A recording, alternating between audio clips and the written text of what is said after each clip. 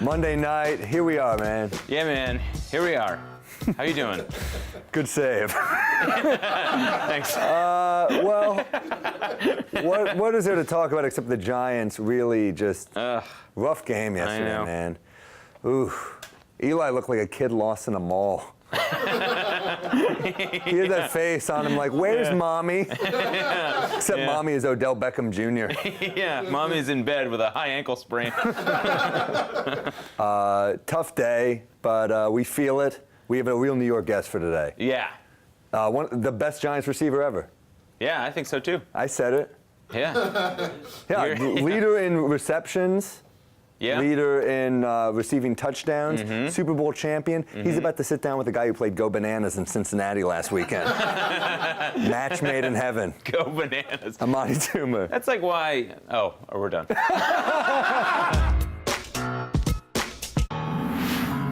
One of the best Giants ever. Thanks for joining us, man. Amani Toomer. Leading receiver for the Giants. Leader in receiving touchdowns. And does that mean a lot to you to hold those records? It does, because the Giants have been around for such a long time, a storied franchise, and I'm holding on right now because Odell Beckham is on my tail really quickly. So I got to figure out a way to kind of I don't know. I hope he breaks them because that means the Giants are doing well, but. I'm going to hold on for the last couple of years I have. You're a better person than me. If that was my record, I'd be like, I hope he gets injured or something. Well, he kind of is injured. Is it weird to watch that on the sideline last night? Because we were so stagnant last night. Yeah, I say we like I was a part of it, but I still say we, and I don't get checks from them either. So, but yeah, it's hard because I've had those types of ankle injuries. Yeah. And if I could run like he ran last night in pregame warm-ups, I think I would have tried to stick it out. Yeah. I probably would have made myself look, I would have looked bad doing it, but I still would have done it. Well, just because I couldn't have sat out, especially that Sunday night game, the lights, Dallas, everything, way to start off your season, NFC East opponent, all that stuff would have weighed into my but I'm never going to blame anybody for sitting out. Yeah. But I know he had to make a decision for him. I think it would have been hard for me, but obviously what happened happened. Yeah, it's tough. You're right, because even if he played, just out of respect, he's getting double teams. He's getting double teams. Just because of who he is. And the fact is, he didn't practice all week. So if you didn't practice all week, it's a tough thing to do to come into a game not being 100%, knowing the timing's not going to be right. Because the quarterback and wide receiver relationship is perishable. It's like a golf swing. If you don't work on it, you think it's there, but you just don't quite get that little hook. In my case, that slice quite like the way you want to get it. Yeah. Well, you played for a few quarterbacks. Yes. I mean, you had Kerry Collins. You had Kurt Warner. Yes. You had Eli. When did you know that Eli was going to be Eli? Because he got critiqued a lot early on. He got critiqued, but he never, he's unlike any quarterback I've ever played for. He could throw 4 touchdowns or 4 interceptions, and you look at his face, and he won't change at all.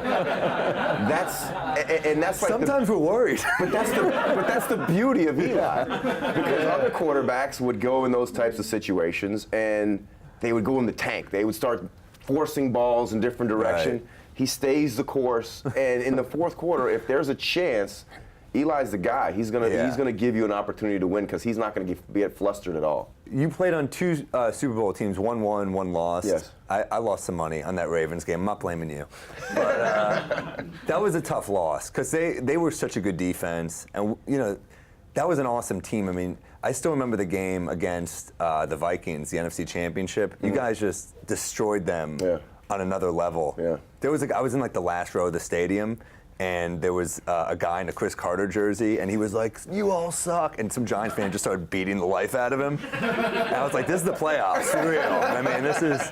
So, I mean, did you just know you were gonna pummel them? We didn't. We just knew that. I just remember coming out and everybody was waving the towels. LT was there, and all the old Giants were there. That's gotta feel good. It was unbelievable, and that was the best I've been in Giant Stadium. I mean, that best experience, and I just remember thinking we're unstoppable. Yeah. And then we go into the Super Bowl, and I don't know, we changed up everything, and it was just weird. In what way? Like our whole offense was different. We did all these different moves and different things and stuff that we didn't. You know the old saying, stay with the girl who brought you to the dance. Right. We didn't do that. We tried to do something else, and I'll never. Was it because of their defense? I think our coaching staff got intimidated by their defense, and we didn't do the stuff that worked that we knew worked. We tried to do stuff that we saw work on film in the year prior to that, and it didn't work. So right.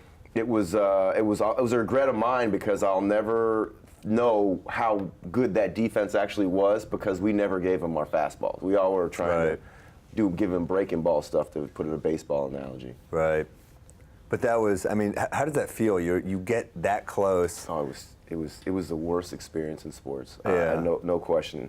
I remember as soon as we kicked the field goal to win in Green Bay to go to the Super Bowl in Arizona, my first thought was not, yes, we're going to the Super Bowl. My first thought was, oh no, we're going back to the Super Bowl again, because it was such a bad. And they were playing the Patriots, so they were undefeated at the time. We were, they had beaten us before. We're just excited. But they didn't beat you by much. They didn't. Yeah. And that's why when the line came out, I was so surprised that we were double-digit underdogs. I couldn't believe it. And I was like, is everybody taking stupid pills? I mean, we almost beat this team in the last game of the season. We match up very well with them. And we went out and beat them. I couldn't believe that everybody was so stupid. Did you stupid. take that as disrespect? You're like, we nearly beat these guys. We're in the Super Bowl. We beat tough teams to get here. Of course we did. I mean, we definitely took it to heart. Did Coughlin say that in the locker room? Did he say anything about the deficit? Well, what Coughlin did was he put it into like a bigger perspective. Like he showed we went down to Arizona, and his first meeting he showed like all the old Giants teams and like the perspective of what it means to be in a Super Bowl. And then he kind of like talked about families and how like your family's gonna enjoy this experience. And he just made it bigger than just being us against the Patriots. He made it about us having an opportunity to really make history. And I think that's what kind of separated us. And we weren't thinking about, I mean, we knew they were undefeated, we knew all that, and we knew we could beat them, but we were so focused on what we had to do because we wanted to make history. It was our time. It wasn't their time, to go 19-0. It was our time to win a Super Bowl, and we didn't even think really that much about it. We had Tiki on here, and he was talking about sitting next to Coughlin on the plane. Who did you sit next to on the plane? He used to sit in the players section because most of the time the coaches sit in first class. So he sat behind us, and I forget, we're on the plane ride coming back home from the Super Bowl, and we're talking about our rings and how we're gonna get, how big our rings were gonna be, and Tom Coughlin goes, "It's not about the rings. It's about the experience." Tom Coughlin's Marlon Brando in The Godfather? He kind of was like that. Because he kind of it was an echoey voice in the background. And he totally killed our vision of what our rings and how significant, how we're going to wear them all the time. And he was like, "It's about the experience." And you know what? He was right. It was right. about. I never wear the ring, but the experience is worth way more. Yeah, but can he let you guys enjoy that one moment? That's what I'm talking about. We're back on People Talking Sports. We have an amazing panel here. First off, Amani Toomer is here. Anthony DeVito, he will be at Acme Comedy Club this weekend for our big Minneapolis fan base. And Ricky Velez, I already said this joke, so it's not going to hit, but I'll say it again. Our best dressed Latin king we've ever had. We were just talking about Plaxico, because he was your guy. He was your buddy. You guys were such an unstoppable 1-2. Mm-hmm. We're talking about, in prison, that's got to be weird. I think it's weird as a wide receiver. Weird in general, right? But but as a wide receiver, that's such an idiotic statement I just made. Prison's weird. I'll take Morril. No, but don't you think it's a little more difficult if you're a wide receiver because of the running? That's what I'm saying. Like Michael Vick is a mobile quarterback. That was my point. So because he runs on the field, he's supposed to. Right. He's somehow gonna affect him more in prison because he used to run it. I don't think the treadmill does you justice. I think they have treadmills in prison. Can I go on the treadmill? I need to run. No, I don't think that really doesn't work. I don't think that was Michael Vick's worry going into jail. There's other pressing things. That whole not dying thing's a lot more important. Yeah. I love how you just think he loves to run. Like that's your big thing. Like the man loves to run. It's got to be hell in there for him. He's a quarterback, not a golden retriever. I've gone to jail. I've never gone to prison. What do you go to jail for? Smoking weed and driving. How did that go down? Oh, come How did you get on. stopped? Don't act like you're better than us. Hey, listen. Yeah, I mean, sometimes you stop at a stop sign and wait for it to turn green. Let's talk a little about the Giants yesterday, a little more. I mean, Eli had less protection than Antonio Cromartie. I mean, that was rough.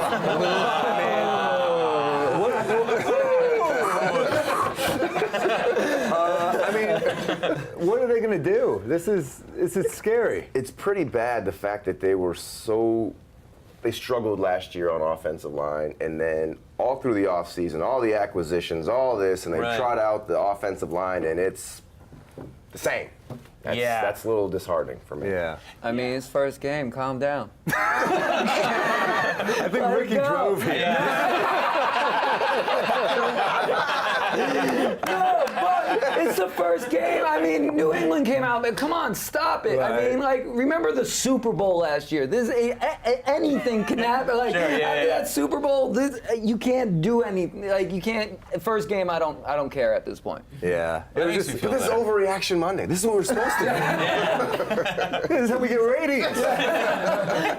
I think it's just the worst team we can lose to other than New England. So it's just. So it hurts actually. Yeah, just that much, and it's the opening game. Yeah. They beat them last year twice. Yeah. But it was like they didn't. It was like they didn't show up. Like we didn't see the Giants team of last year that went on that run, the kind of swagger that they had. We didn't see anything. They just kind of showed up like milquetoast. Like. What do you think? What do you think of the people that are saying this is it for Eli? My degenerate gambler Adam friend texted me, "This is it for Eli." So that's why I got that headline. I think that's a little bit of a hot take. Too much? Yeah, a little bit. Just, you believe in Eli? I definitely believe in Eli. Because you've seen it. Yes. He's a guy that no matter what happens around him, he's always going to be focused on winning at the end of the day, and I think that's going to help because he's going to have some tough. Not very clean pockets to deal with, and I think he can do it because he's built for that. I think he is. Yeah. Yeah. Have you ever? You talked about how level-headed he is all the time. Have you ever seen him rattled, even like off the field, any situation whatsoever? You've ever seen him rattled? Well, I remember the offensive line and him used to get in these kind of prank wars. Oh, really? Yeah, and I think he was a little rattled sometimes, like taking your keys and hiding them so he comes out. Eli took it that far? No, I think the offensive line did, and there were some pictures of some body parts that got sent to people, and there was it was fun stuff, and I think that was That's the moment you saw him kind of lose it. Yeah. He's a little unraveled, but still, you can't. Whenever you're dealing with Eli, I'd like don't look Eli at his losing face. it. Because you don't know, his face doesn't tell you what he's thinking. We completely glossed over the fact that the offensive line was sending nudes to Eli. We just walked over that. Yeah. That's what I wanted to kind of get back to. He's He's like, damn it, Christine, again? Well, they had to figure, it was more of like a, what is, Let's go to a more fun story here. Antonio Cromartie, on his 14th child, it's either his fourth or his third since the vasectomy. Is it third? Okay. His third. So he's saying it's the third since the vasectomy. Did he defy science, or did he just go to the wrong doctor here? Did he go to a dentist? And he's like, I'm probably fine. So you knew him, right? No, I didn't know him, but his legend precedes him.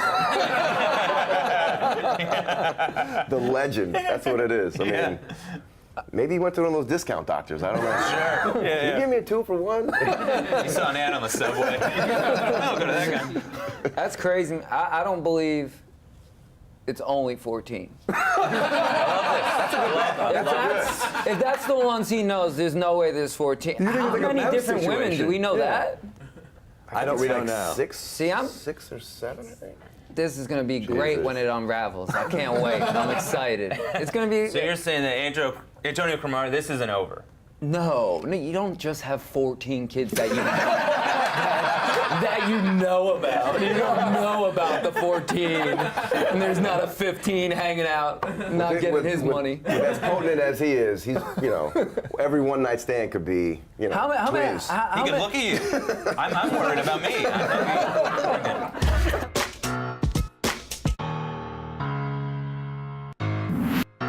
Roger Goodell says he's not a football expert, so he won't comment on why Kaepernick isn't signed. It's like, we know he's not, but to say it out loud is a little weird, you know? Yeah, I mean, I love Commissioner Goodell, but... Do you? Yeah, I do. Really? I think he's done a great job in terms of promoting the sport and bringing it to where it is, but there are certain things... It's like everything. You don't love everything of everybody. Sure. I mean, there's certain things with this whole player conduct I'm not a big fan of. What NFL needs to do is get back to games and intriguing stories and that type of thing. You don't think they should fine you guys at all? Like, no, fine is okay, but like you're suspending. Yeah. Suspending people for what? Like it makes. Because listen, if I did some of that happens in the NFL at my job, I would be suspended. But if they can prove it, like don't try and speculation. Exactly. Yeah, like, okay. if they can prove something without a shadow of a doubt and go through a transparent But thing. there are things that are. I mean, there was an elevator incident that we all got to see. It happened. It was a thing. You think like? And you know what? If I did that to a girl, like, are you like? I wouldn't work ever again. So I mean. We were not having on people talking sports. A very wholesome family show. No, but I think that I do agree with some of it. Yeah, I mean, the whole Ray Rice thing, yeah, that was a bad look, but that went through the judicial system. And what happens in those systems, whether you like it or not, you go to diversionary. Now, don't get mad at get mad at Ray Rice or the NFL for having to do the job of the judicial system, because that's what the judicial system does. They put criminals behind bars, right. And obviously they looked at that tape and looked at that situation and acted where they thought was accordingly. So so you're mad at the NFL for doing what the judicial system does? I don't get it. No, I'm not mad.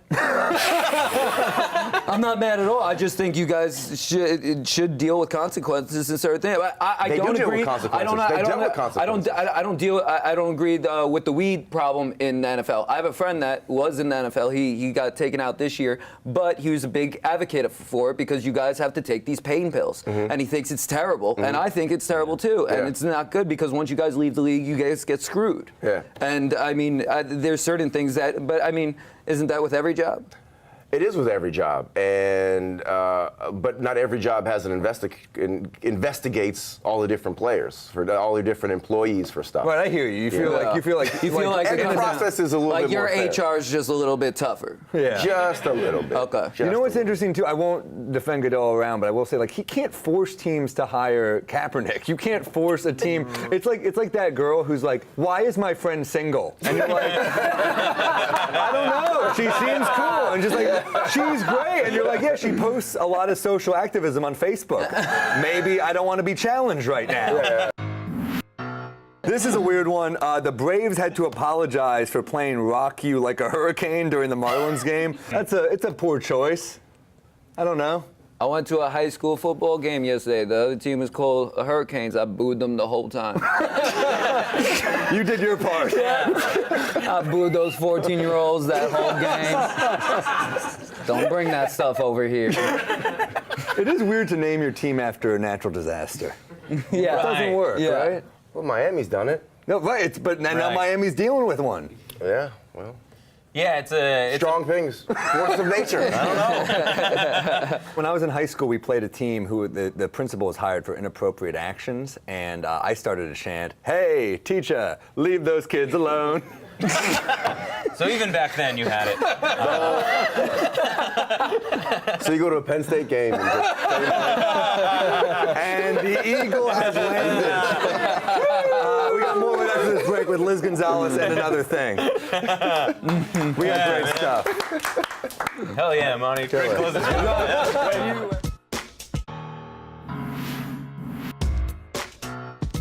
We're back with Liz Gonzalez and another thing.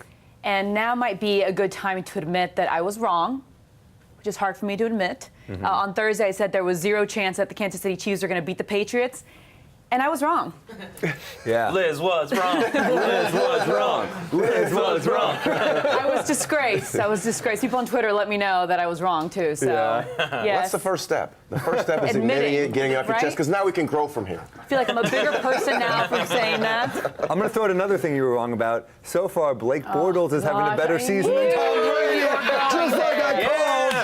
He's a better quarterback than Brady. Facts Team are boy. facts. Facts are facts. Yeah, well, I called it. I'm going to piggyback onto what you were talking about, Ricky. It's week 1. Everybody needs to take a little breather because players are rusty. They haven't gotten in rhythm with one another. And if you're the quarterback, you're depending on other people to do their job so you can do your job. Tom Brady never really got started, but he was no Malcolm Mitchell, no Julian Edelman, no Danny Amendola, and Eric Berry was all over Gronk. Andy Dalton had 5 turnovers. Carson Palmer 3, Kirk Cousins 3. So in the words of the great number 12, RELAX. You smoke weed too. That's what you got from that? I don't know. No, I do not. I disagree. I think it's all over for Brady. I think this is it. I think Rodgers is washed up, and I think Wilson's done. I mean, it's a new Are we age, going and to it's really Blake- make this all about Blake it's, Bortles? It's time for Bortles. The dawn. Amani, I'm going to need you to step in here. Number 1. The only person with credibility up here, Mr. Toomer.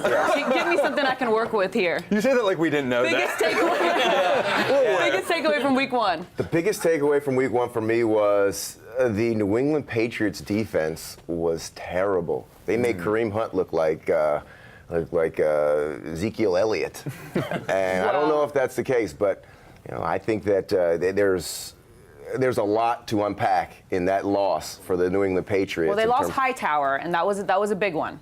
I don't know if Hightower can fix all that. they had a lot going on over there. I bet like Belichick's having a meltdown right now. I bet he's just like spying on neighbors. Just like panicking, just like looking in the door. Just to get insider info. Yeah, he's like anything I can use. Thank you for watching People Talking Sports. Tomorrow night we got Ken Danico, Jared Freed. Stick around. People Talking Sports. All right. Thank you so much. Thank you.